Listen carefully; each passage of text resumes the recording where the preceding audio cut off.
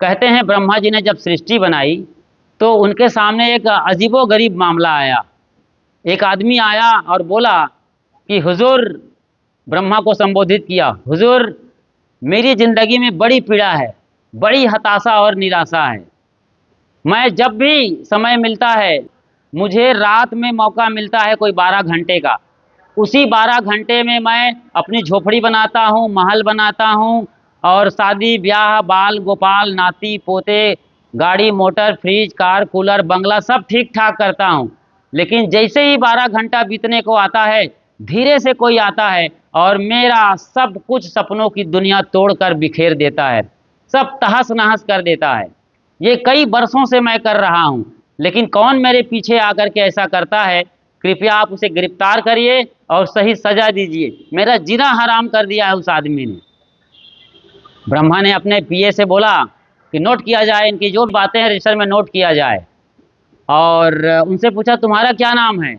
हुजूर मेरा नाम अंधेरा है। अच्छा तुम्हारा नाम अंधेरा है, नोट करेंगे नाम अंधेरा। ये शिकायत किया है अभी रात में आकर, कोई 10 बजे, रात के 10 बज रहे थे उस वक्त। अच्छा ये तो हो गई तुम्हारी बात, तुमने सारी बात अपनी बोल दी है, लेकिन अब तुम्हारे खिलाफ कौन षड्यंत्र कर रहा है उसका भी तो अता पता तुम्हें बताना पड़ेगा। वो कहाँ रहता है, उसका क्या नाम है, कितने बजे आता है, कितने बार तुम्हारा घर फोड़ा है, कुछ तो प्रमाण दो। कुछ रिकॉर्ड किया मोबाइल में, कहीं पर कुछ किए हो, सीसीटीवी फुटेज जो भी होगा वो रिकॉर्ड हमारे पास लेके आओ। बोला, कहे प्रभु मेरे पास कोई प्रमाण नहीं है, लेकिन कुछ तो जानते होगे। नहीं मैं जानता भी नहीं कौन है, मेरी उससे आज तक मुलाकात भी नहीं हुई है, लेकिन वो हर रात बीते बीते सब बनाया हुआ मेरा आशियाना, घर द्वार, मंदिर मस्जिद जो भी बनाता हूँ सब तोड़ फोड़ के बर्बाद कर देता है। और आज नहीं, ये बरसों से कर रहे हैं, वो कई साल गुजर गए हैं। अच्छा प्रतिवादी का पता नहीं, तुमसे लड़ाई चल रही है, तुम्हारा सब कुछ बिगाड़ देता है, कौन हो सकता है? बड़ी समस्या आ गई ब्रह्मा के सामने। किसी ने कहीं से कोई बताया, नारद जैसा कोई आदमी आ गया उसी बीच, और उन्होंने अंधेरे की सारी कहानी सुन के बोला, ब्रह्मा से कहा कि प्रभु इनके पीछे कोई पड़ा हुआ आदमी है ना, जिसका नाम ये नहीं जानते हैं, लोग उन्हें सूरज कहते हैं। अच्छा सूरज, तो सूरज को हाजिर किया जाए, जहां भी सूरज हो उसे गिरफ्तार किया जाए। सूरज तक ये बात पहुंच गई, क्योंकि लापता वाला पेपर पूरे शहर बाजार देश दुनिया भर में चिपका दिए गए थे। सूरज ने पढ़ा कि मैं लापता हो गया हूं और मुझे ब्रह्मा जी अपने दरबार में बुलाए हैं। तो वो पहुंचे दरबार में सूरज, और सूरज ने कहा प्रभु क्या आज्ञा है? जो आज्ञा देंगे हम हाजिर हैं, बोलिए क्या बात है? कहा कि तुम्हारे खिलाफ शिकायत आई है, कोई अंधेरा आया है, कोई अंधेरे नाम का व्यक्ति आया था और वो तुम्हारे खिलाफ पूरा रिपोर्ट लिखा गया है। रिपोर्ट मतलब FIR, फर्स्ट इंफॉर्मेशन रिपोर्ट करके गया है, FIR करके गया है। अच्छा क्या लिखा है उसने? कि वो सवेरे होते होते तक रात में वो घर बनाता है, सारा अपना आशियाना डेरा डंगा ठीक करता है, झोपड़ी, और जो भी लिखा था सब बता दिया गया, और तुम सवेरे होते होते सब उखाड़ पछाड़ के बर्बाद और तहस नहस कर देते हो। सूरज की आंखें फटी की फटी रह गई। कहे प्रभु आज तक मैं अंधेरे को जानता ही नहीं, देखा ही नहीं, कभी कभी मुलाकात नहीं हुई, कभी ना उनकी झोपड़ी देखा, ना मंदिर देखा, ना मस्जिद, ना चर्च, ना गिरजाघर, ना गुरुद्वारा, उनका कुछ भी नहीं जानता मैं। सपने में सोचा नहीं कोई अंधेरा होता होगा। हाँ अब आपको लगता है कि मेरे खिलाफ शिकायत है तो अंधेरे को आप सामने करिए। अब बड़ी समस्या में ब्रह्मा जी फंस गए। कहते हैं ब्रह्मा जी सृष्टि करता है, सारी चीजें वो बनाए हैं, नदी पहाड़ समंदर और पशु परिंदे आदमी और औरत, लेकिन आज पहली बार अंधेरे और सूरज को आमने सामने करने में ब्रह्मा का भी पसीना छूट रहा है, थर थर कांप रहे हैं कि मैं कहाँ से लाऊं भाई। तब कबीर साहब उधर से टहलते घूमते निकल रहे थे। लोगों ने बताया कि ब्रह्मा के दरबार में बड़ा हड़कंप मचा है, कई दिनों से चल रहा है, कोई फैसला ही नहीं आ रहा है।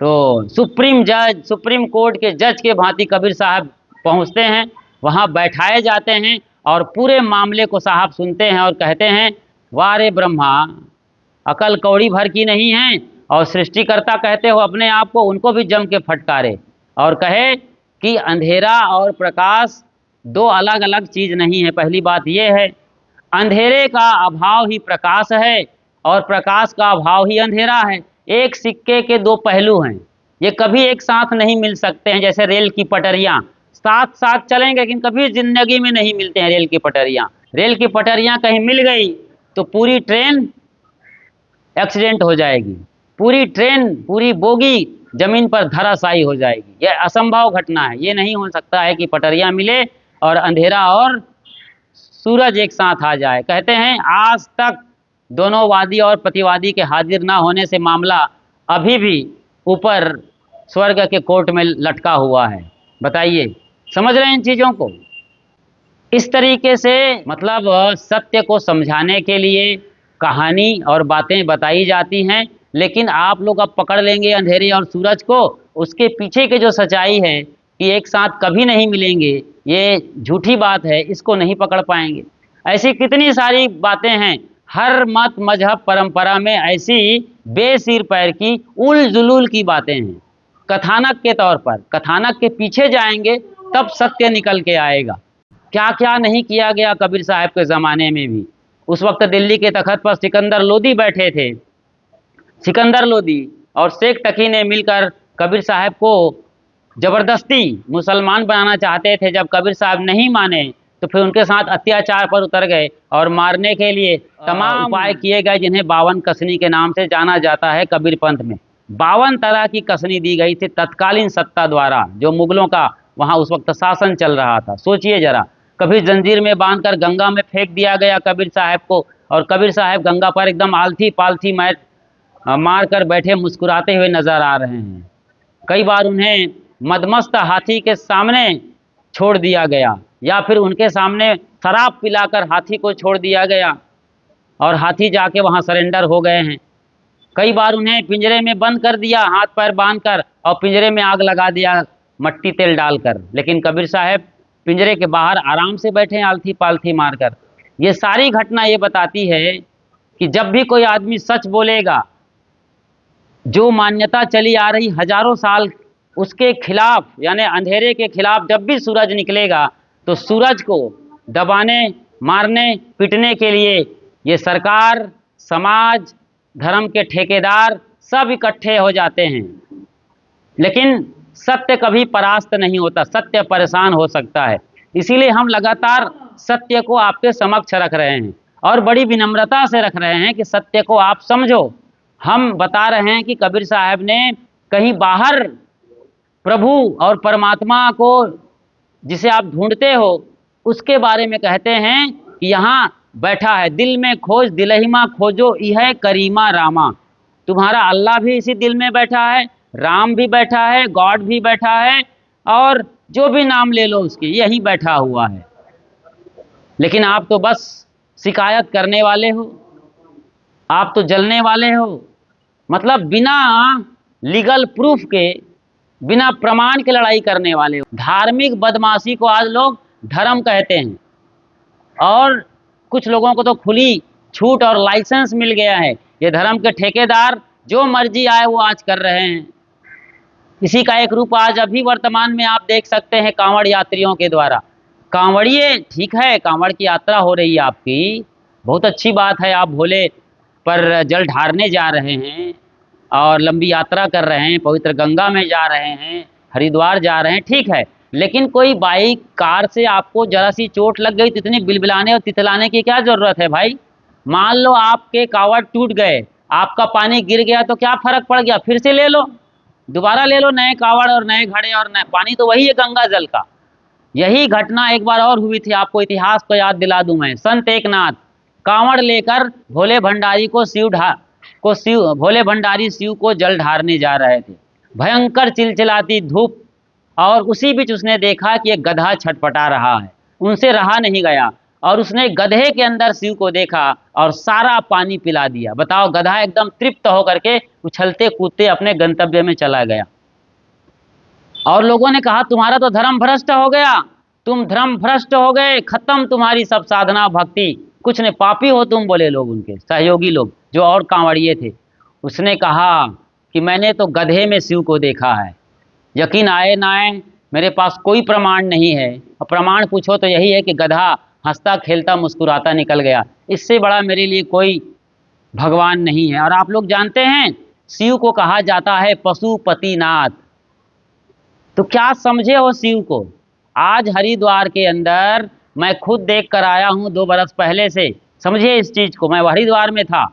तो आपके बच्चे जो इस गांव से जाते हैं, आपके घर से जाते हैं, मिडिल स्कूल के हाई स्कूल के बच्चे, वो वहां जा कर के सब गंजेड़ी और भंगेड़ी बने हुए हैं, सब नशेबाज हो गए हैं, गांजा का दम लगा रहे हैं, चिलम फूंक रहे हैं। वहाँ बड़े बड़े साधु नामधारी गेरुआ और पीले वस्त्र लगाकर, दाढ़ी चोटी बढ़ा करके गांजा का दम लगा रहे हैं, और सारे बच्चे ये सीख रहे हैं।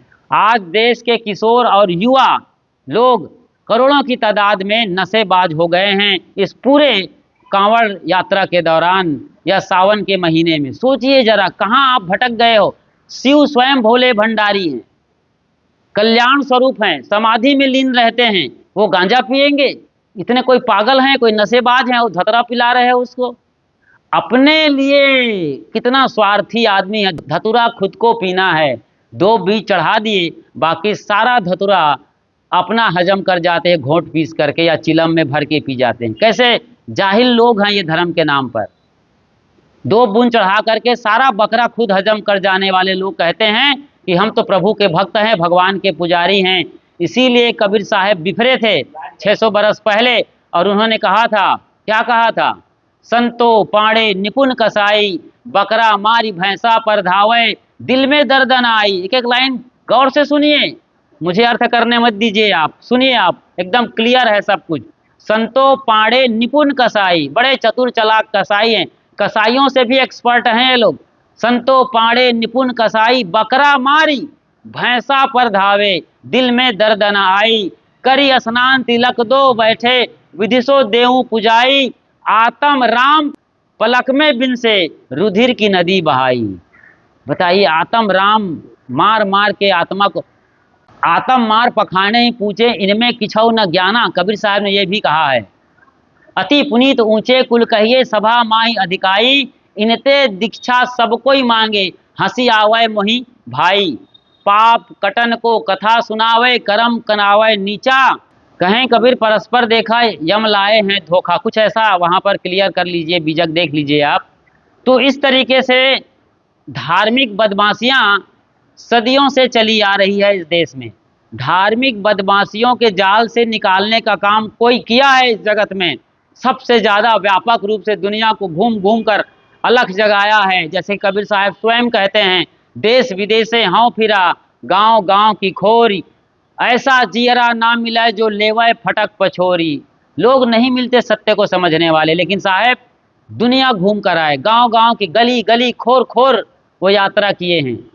व्यापक रूप से पूरी दुनिया को घूम करके साहब ने अलग जगाया है। शायद वो अकेले हैं जो पूरी दुनिया घूम करके सत्य का प्रकाश फैलाते रहे और धार्मिक बदमाशियों के खिलाफ जबरदस्त बिगुल फूंकते रहे।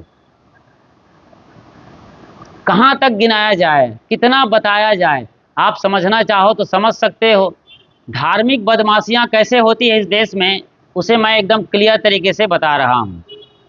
2019-2020 का ये साल कोरोना का साल रहा है, और आपने देखा है कोरोना के दौरान सारे मंदिर, मस्जिद, चर्च, गिरजा घर, गुरुद्वारा, जहाँ जा कर के आप अपने प्राण मांगते हैं, भगवान से मिलते हैं, स्वर्ग, बेहिश्त और जन्नत जाना चाहते हैं, किसी पैराडाइज में जाने का सपना देखते हैं, उन सारे देवालयों और तीर्थ स्थलों पर बड़े बड़े ताले लग गए थे। किलो किलो भर के ताले, 5-5 किलो भर के ताले लगे हुए थे। और ये जो धर्म के ठेकेदार हैं, पंडित, पुरोहित, मुल्ला, मौलवी, पोप, पादरी, जो आपको पान तंबाकू के भांति मुक्ति बांटते हैं, मोक्ष बांटते हैं, जन्नत, बेहिश्त, पैराडाइज बांटते हैं, न जाने और क्या क्या भोग और मोक्ष देते हैं, या जो आप चाहते हो वो सारा कुछ देना चाहते हैं। लेकिन ये लोग दुम दबा करके न जाने किस बिल में घुस गए थे और दिन रात सैनिटाइजिंग कर रहे थे। एकदम डरे हुए थे ये लोग कि पता नहीं प्राण कब निकल जाए। बिल्कुल घबराए, डरे, सहमे अपने घर में नजरबंद हो गए थे। ये लोग सोचिए जरा, धर्म के ठेकेदार बनते हैं, बड़ी बड़ी बातें करते हैं, धर्म शास्त्रों की दुहाई देते हैं, मगर कितने डरपोक नपुंसक हैं आप अंदाजा लगाइए। ये प्रमाण है, मैं यूं ही नहीं बोल रहा हूं। सारे मंदिरों में ताले लग गए, सारे पुजारी जमींदोज हो गए, सारे भगवान को सैनिटाइज किए जा रहे थे। जब मैं पुजारी और भगवान कहता हूँ तो फिर मुल्ला मौलवियों के लिए भी बोल रहा हूँ, पोप पादरियों के लिए भी बोल रहा हूँ, जो भी धर्म के ठेकेदार हैं। मंदिर से मेरा मतलब है सभी उनके अपने पूज्य तीर्थ स्थल, जहाँ वो जाकर भोग और मोक्ष मांगते हैं, जहाँ ताले लगे की मैं बात बता रहा हूँ। तो ये सारे लोग जमींदोज हो गए थे, और जो उनके भगवान हैं, जो आपके भगवान हैं, जिनके आप हजारों नाम लेते हैं, कोई परमात्मा और परमेश्वर कहता है, कोई भगवान और ईश्वर कहता है, कोई अल्लाह और पैगंबर कहता है, कोई उन्हें लॉर्ड और गॉड कहते हैं, इन पर सैनिटाइजिंग हो रही थी, दवा का छिड़काव। ये कितना दुर्भाग्यजनक है कि आपके भगवान को भी दवा छिड़काव किया जा रहा था, प्रिकॉशन के लिए या प्रिजर्वेटिव के तौर पर, या उनके प्राण बचाने के लिए, जो वाकई बेजान हैं। बेजानों पर क्या, लेकिन ये इसलिए छिड़काव किया जा रहा था कि कहीं कोरोना का एकाध परमाणु, कोरोना का कोई एकाध जीवाणु कहीं भगवान के शरीर पर हो तो कहीं किसी को इन्फेक्शन ना हो जाए, वायरल ना हो जाए। तो इस वायरस से बचाने के लिए छिड़काव किया जा रहा था, ना कि भगवान को बचाने के लिए छिड़काव किया जा रहा था। ये भी आपको अच्छी तरीके से आज समझ जाना है। और कोरोना के दौरान बताइए, आप अपने भगवान को सर्वशक्तिशाली कहते हैं, सर्वशक्तिमान, सर्वव्याप्त, सर्वज्ञ कहते हैं, मतलब उनके बगैर पत्ता तक नहीं हिलता। तो फिर कोरोना कैसे चाइना से यहाँ हमारे देश में एंट्री कर लिया? भगवान को नहीं पता था? 33 करोड़ देवी देवाएं हिंदुओं के ही, बाकी औरों को तो छोड़ दीजिए आप। लाखों करोड़ों की तादाद में भगवान है इस देश में। गली गली, चौराहे चौराहे, मोहल्ले पर हनुमान जी गदा लिए खड़े हैं, राम जी धनुष बाण लिए खड़े हैं, कृष्ण जी सुदर्शन लिए खड़े हैं, और जितनी भवानियाँ हैं जैसे गायत्री, पार्वती, सावित्री और रणचंडी, दुर्गा, ये सब कितने हथियारों से लैस हैं। बावजूद इसके कोरोना हमारे देश में आराम से एंट्री मार लेता है, और एक सेकंड में हजारों लोगों को मारने का सिलसिला चल रहा था। आपने देखा होगा कोरोना के दौरान लोग कीड़े मकोड़ों के तरीके से मर रहे थे, और जेसीबी से खोद खोद कर, नाली बना बना कर लोगों को लाखों करोड़ों की तादाद में नालियों में पाटा गया। कितने लोग मरे, कितने करोड़ मरे, कितने अरब मरे, किसी गवर्नमेंट के पास कोई आज तक डेटा नहीं है। पूरी दुनिया में अरबों खरबों लोग मारे गए थे कोरोना के दौरान।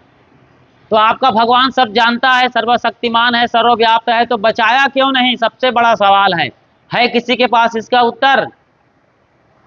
किसके पास उत्तर है? क्या उत्तर है बताइए, नीचे कमेंट बॉक्स में लिखिए आपके कोई उत्तर है, या हमारे नंबर 7974664365, यानी लास्ट में 365 दिन हमसे बात करिए। 7974664365 बात करिए हमसे, बताइए कोरोना कैसे एंट्री मार गया आपके भगवान के होते होते? सोमनाथ कैसे लूटा आपके भगवान के होते होते? 700 साल तक हमारा देश क्यों गुलाम रहा मुगलों और अंग्रेजों का, इतने सारे भगवान, भवानी, पैगंबर, गॉड के होते होते? कोई जवाब है? कोई जवाब नहीं है। यह है धार्मिक बदमाशियां। कोरोना आया, कोई बचाने नहीं आए। कोई भगवान प्रकट हुआ जो आप कहते हो कि जब जब हो यहाँ धर्म की हानि, बाड़े असुर अधम अभिमानी, तब तब भगवान आते हैं। यदा यदा धर्मस्य ग्लानिर्भवति भारतः अभ्युत्थानम अधर्मस्य ग्लानिर्भवति। जो भी कोई भगवान आया, कोई पैगंबर आया, कोई गॉड आया? कोई नहीं आया। क्यों नहीं आए? अरे हो तब तो ना आएंगे। ऐसे कोई भगवान है ही नहीं शरीरधारी, कहीं आसमान में, कहीं पहाड़ की चोटी पर, कहीं मंदिर मस्जिद चर्च गिरजाघर में, नहीं, कोई नहीं है।